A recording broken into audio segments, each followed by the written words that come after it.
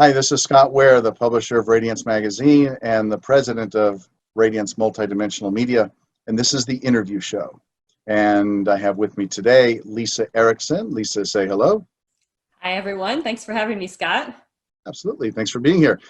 Lisa, you, of course, are the author of Chakra Empowerment for Women, Self-Guided Techniques for Healing Trauma, Owning Your Power, and Finding Overall Wellness. You are also a workshop leader, a blogger, and energy worker. You brought forth your discovery from your years of working with women looking for answers to intractable problems. So this sounds like, really, when you say intractable, these are the hardest of all, and we're talking probably about mostly sexual trauma. Is that right? Yeah, that's one of my main specialties. I also work with women on life transits, including postpartum and perimenopause and menopause, which can also be challenging times. Okay, of course. So, and I know you're an energy worker as well, and from what I understand, much of what you do, if not all of it, is, you would call it non-invasive, which I imagine is very important for someone going into sessions with you to deal with sexual trauma and other intractable issues. Yes, and I work a lot online. This time now has actually been just an extension of what I've always done in terms of working online, because for many people, this, especially if you've experienced sexual trauma, that is an important piece to feeling safe.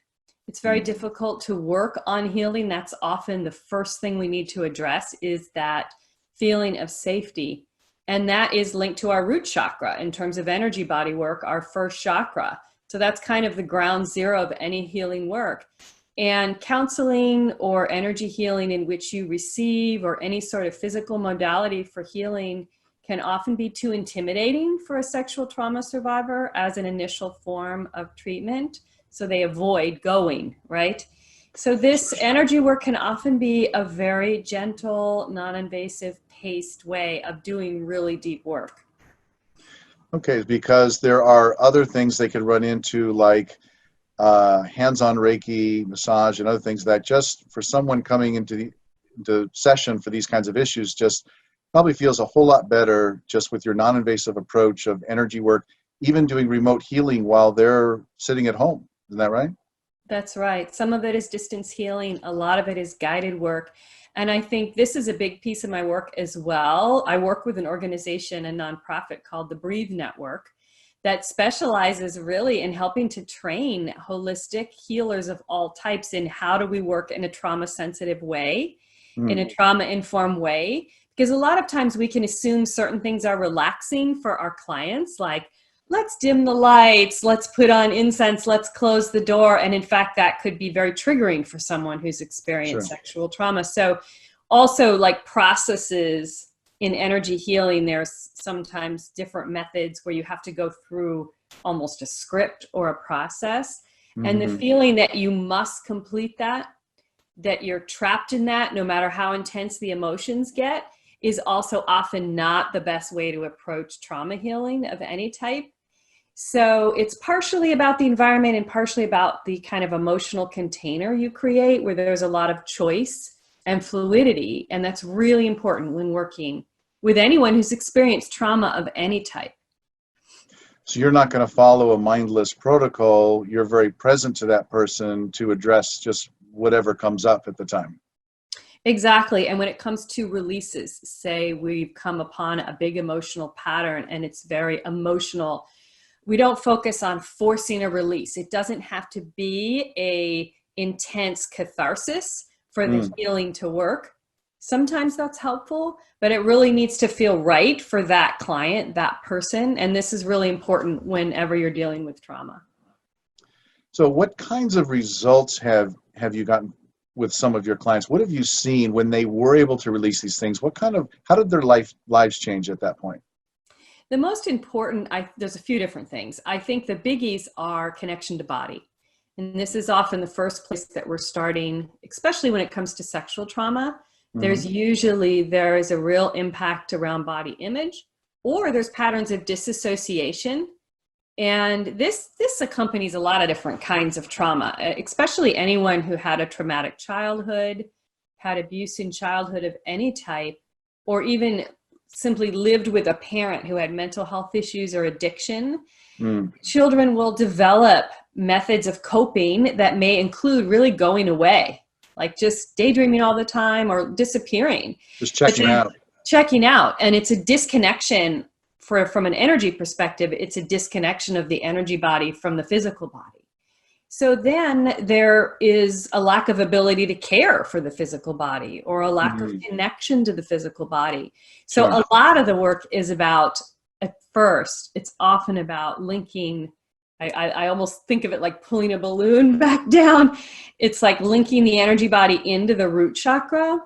And that can change a lot of things for people. Then once you have that connection, you can start working on body image, relationship to sexuality.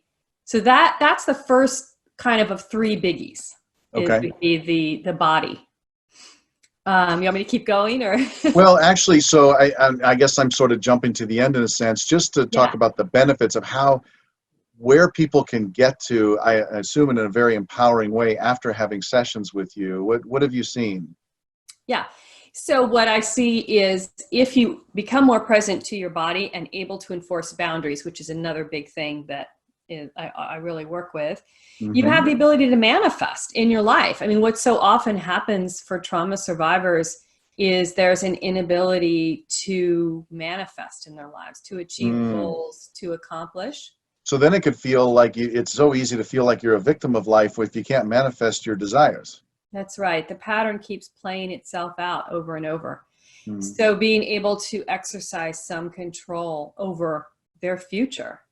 And that includes then physical healing. I mean, so often there are physical ailments, obviously, that have a mind-body component. So as someone gets more rooted in their body, and we release some of these patterns of shame, especially, that can be debilitating to the energy body, then, the immune system is boosted. The reparative energy system is boosted, in addition to being able to manifest on another level.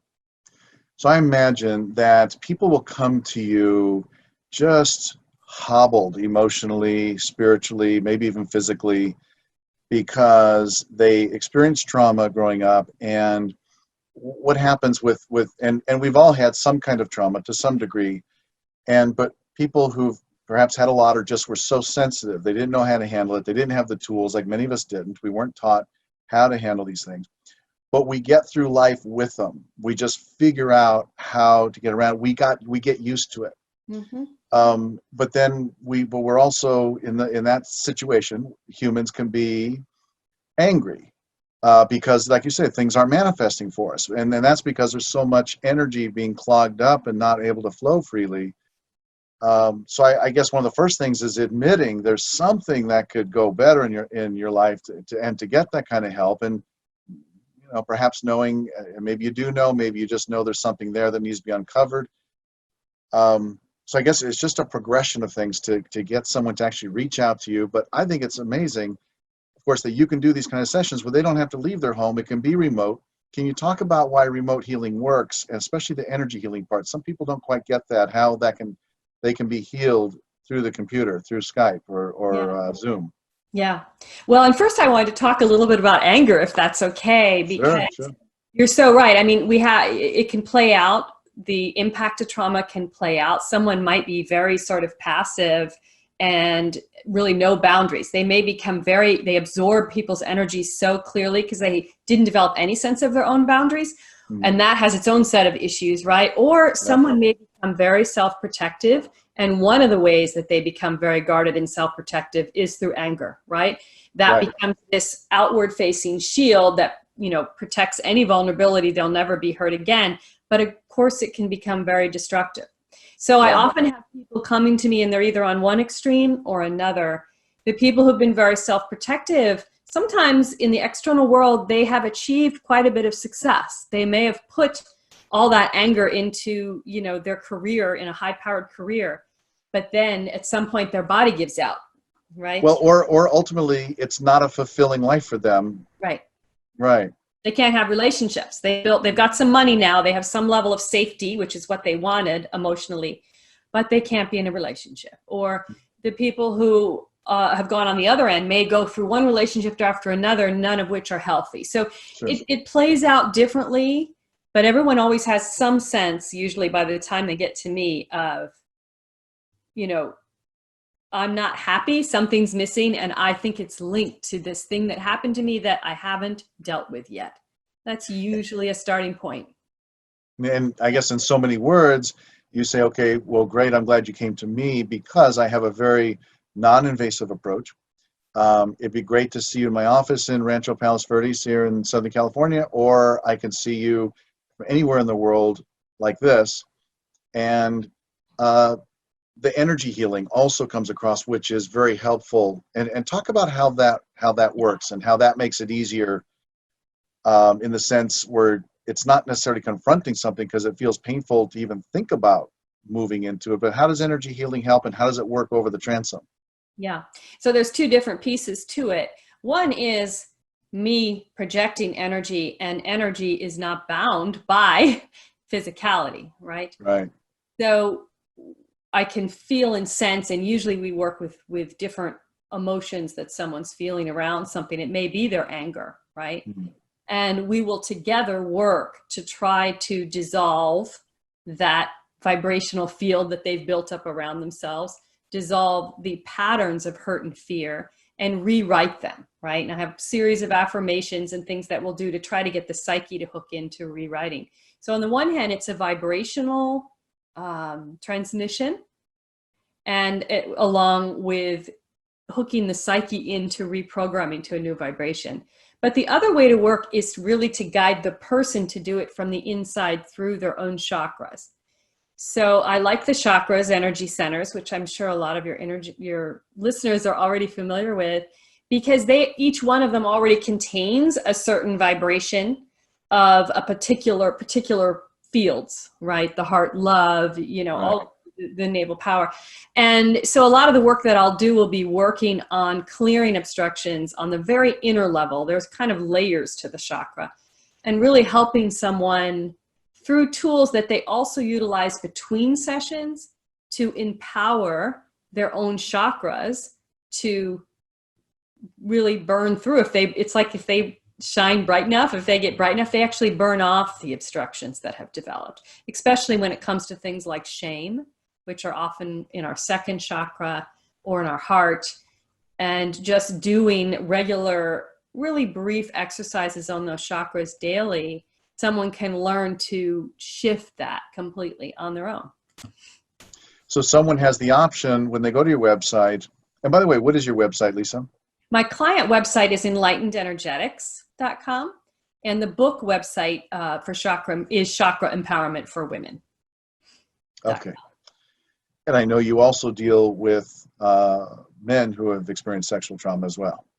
I absolutely do. This particular book, a lot of it is relevant to both men and women, but I do have sections where I talk about menopause and specific sexual trauma healing for women. So that's why it's titled the way it is. But in my client work, I deal with both for sure. When women are elevating in their consciousness, do you subscribe to the titles of queen, goddess, the sacred feminine in all its glory? Do you talk about that? I think those archetypes can be really helpful for our psyche to bring forth different energies in ourselves. Sure. And we all need it's interesting with sexual trauma healing, women also need to heal the masculine within themselves, right? Because what happens is the whole idea of the masculine is so damaged that then sometimes they don't own the masculine in themselves, and vice versa for men. So we really are working with archetypes of both genders because they have a vibrational frequency to them too. So they're another way for someone who has a very symbolic mind of bringing forth a certain vibration that has a healing capacity. Okay. So again, people can choose when they go to your website. I know they can get one-on-one sessions with you, healing sessions, and they can get your book, and they can attend workshops. You have these workshops online very often? Yeah, I just completed one, so I'm trying to decide the schedule for the next one. Well, I have a short one coming up, but in terms of I usually do a 4 to 6 week one specifically around sexual trauma healing, and the next one of that will probably be soon. Okay. Do you find that people are coming to you from maybe even all over the world, just would rather deal with their sexual trauma from home? Yeah, a lot of people feel that way. And I think that's, it's interesting because I think a lot of people will sometimes at first they'll be like, oh, you don't do in-person sessions. And then once they've done a few, they're like, oh, this is so much better, because they realize that being in the comfort of their own home does have this feeling of safety. Yes. In which you can relax. And when you're dealing with deep trauma, when you're potentially, exploring some emotions that are difficult, that comforting environment can in fact be really helpful. I would say because of your success, you must have a very good way with people. I imagine when they're connecting with you online, your presence comes through, and I imagine you hold a lot of great space for that person. That's what I really try to do. And I feel like that's so important for trauma. And of course, all of us that work in this field, in any healing field, you always have to be making sure you're taking care of yourself as well in terms of what you can hold. But I do feel as if we are story holders, right? Sometimes people are telling me things they've never told anyone else. Sure. And they're worried they're going to hurt me with the story, right? And I've had, so you have to be able to hold it and really in a dispassionate, way. It's interesting. I've had people come to me and say, oh, I told a healer what had happened to me as a child, and she started to cry. And then I can never go back to her because I felt so bad. Like they felt like they damaged the healer, right?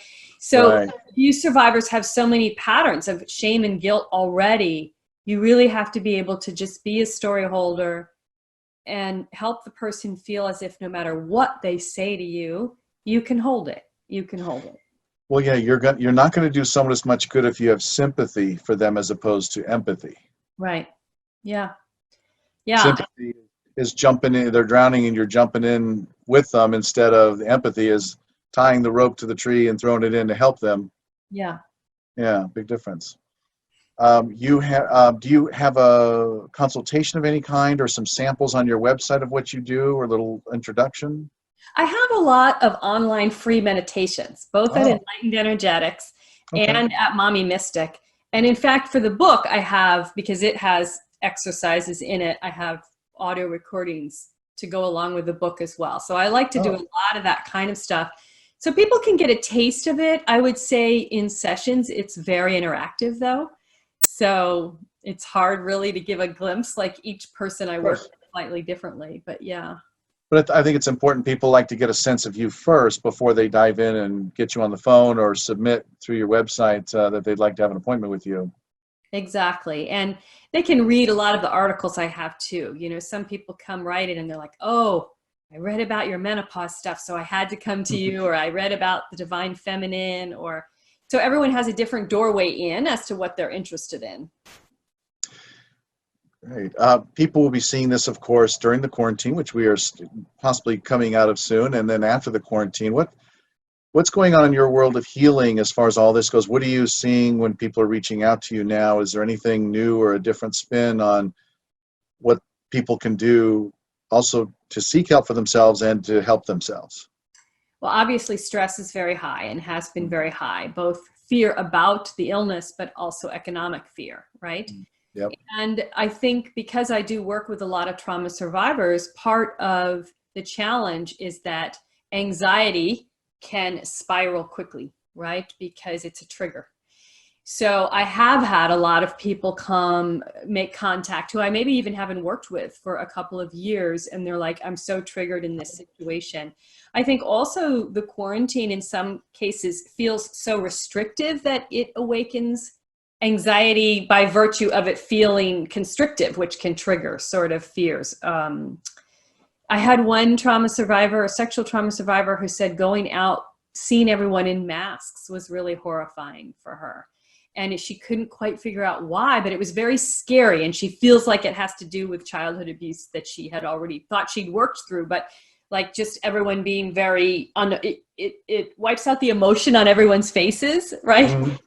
So I think I'm working a lot with people on anxiety management right now, Okay.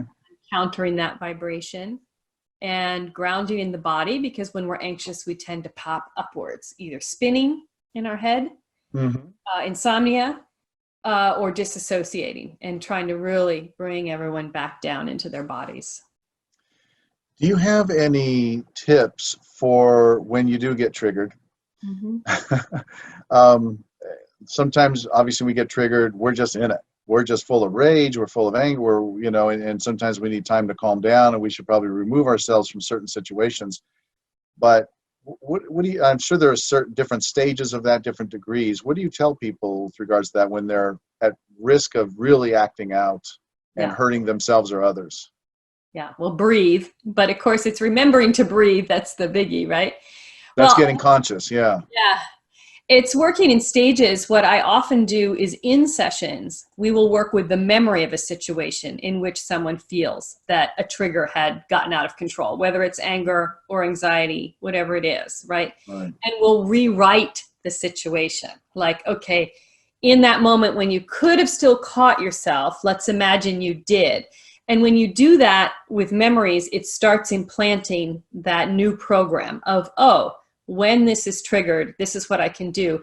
What's key is, for in the way that I work anyway, is locating it in the body. Like, okay, when I am angry, where do I mostly feel it in my body? Does my throat constrict? Mm, My stomach get nauseous? It's different for each person, right? Does sure. what senses? And when you start to recognize that, and then in the memory, we mimic that and we undo it, right? We take a breath, unconstrict the throat, relax the shoulders, and imagine now you're dealing with that situation with that relaxed body, that new vibration. And then the next time you're angry, or at some point in the future, if you continue with this kind of work, you'll catch yourself. You'll be like, oh, here I go. You feel it in your body, and you're able to shift the vibration because you've practiced it. We get better and better at that. Yep. What is womb wisdom? This is really for women, so, as you can imagine, well, to some extent. Our second chakra in the 7 chakra system that I use is located in our womb. For men too, it's located in that area. There's an energetic womb for men, isn't that right? Yeah, exactly. It's the second chakra. But what's interesting about women's energetics is that men's energy bodies are anchored in the root chakra, the first chakra in the tailbone, which is linked to our physical body.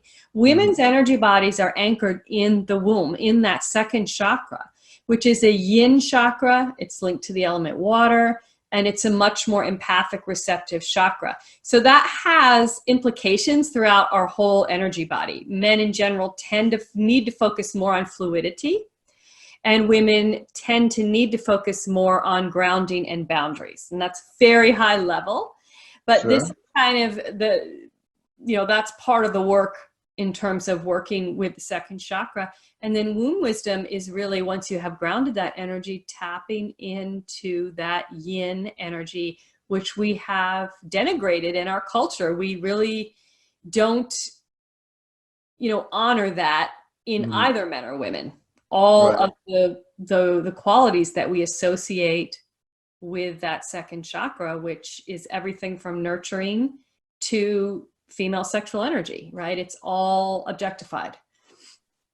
A lot of it, and I think we're turning it around. But yeah, we do need to have more discussion of that in the collective for sure.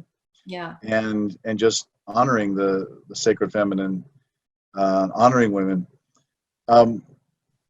When you talk about men could really work on fluidity, it'd be interesting because I imagine at this point mostly women would be watching this. But what could they say to the man in their life in the sense of, I was watching this interview about a healer who works mostly with women, and she did mention this part about men that she works with them, that they could use more fluidity.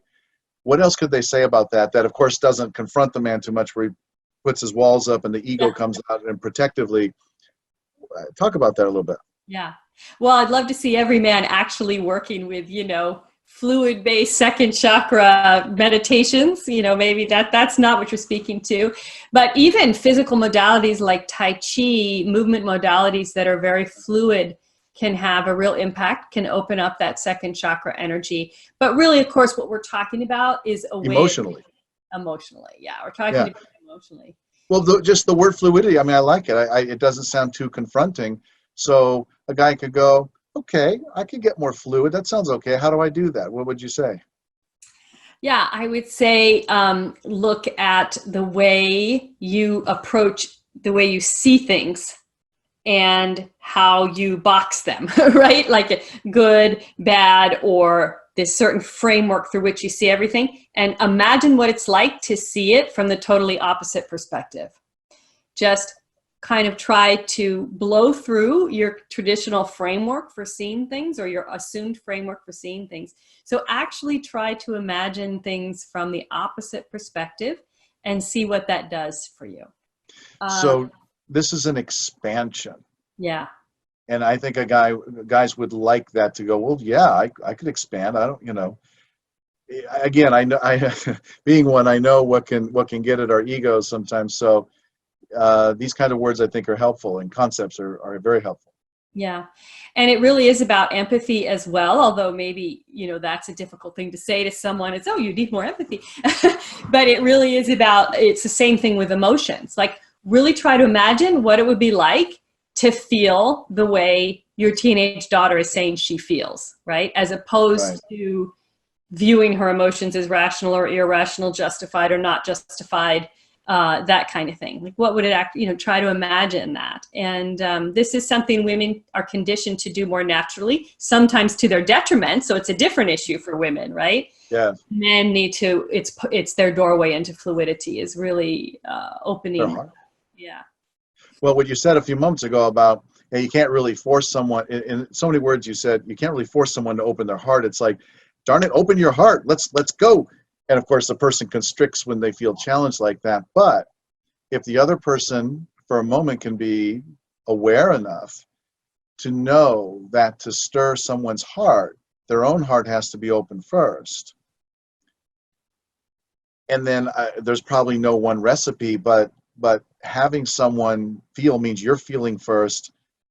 And although, okay, I do know one tip: anytime anyone shares authentically about anything, that tends to open other people's heart, because the person is sharing authentically, they're being transparent, they're being vulnerable. Yeah. When you're vulnerable, you share something authentic, deep, it's hard for the other people around not to have their hearts open as well. What do you think about that? Absolutely. And I call it like cracking open the nut, right? Like, we have this nut in our heart, and it's got this hard shell, and it's about opening up to, that center. But we can't use a hammer to open that nut. We have to whisper to. We have to be a nut whisperer. Yeah. No, and you do have to be willing to go soft for yourself. Someone has to be willing to be the one to soften. And then as soon as one person is willing to soften, the other person will often respond. If not right away, then down the road. So that's really, yeah. So the trick is not to get triggered when the other person gets triggered. Keep your heart open and soft. That's in a relationship particularly, right? Yeah. And then being able to do that, be anchored in that no matter what happens, right? Yes. So even if you get a dart thrown at your heart, being able to just be like, okay, that was coming from their own pain. It's really all about, not only keeping the heart chakra open, but having it anchored in your own innate sense of worthiness, as opposed to needing external validation all the time. So that's where that whole thing, you have to love yourself before anyone else can love you, that, which sounds so cliche.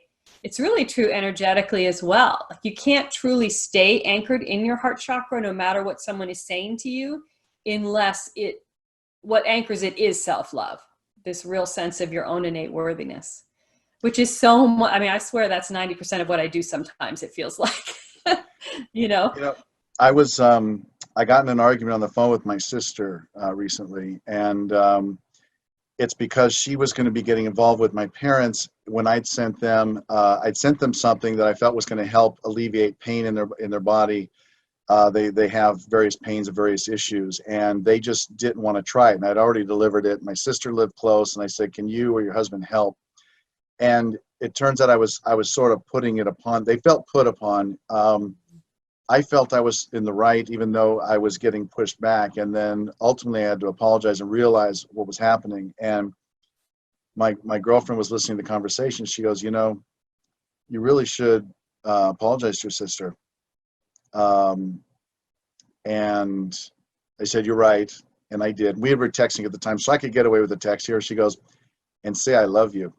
Oh, And I went, and yeah. I just, but I realized, because I was still I was still being right, and I was still in that space. Partially, I was half in, half out. I had enough wherewithal to know. And then I typed, "I love you." And I don't say it to her that often.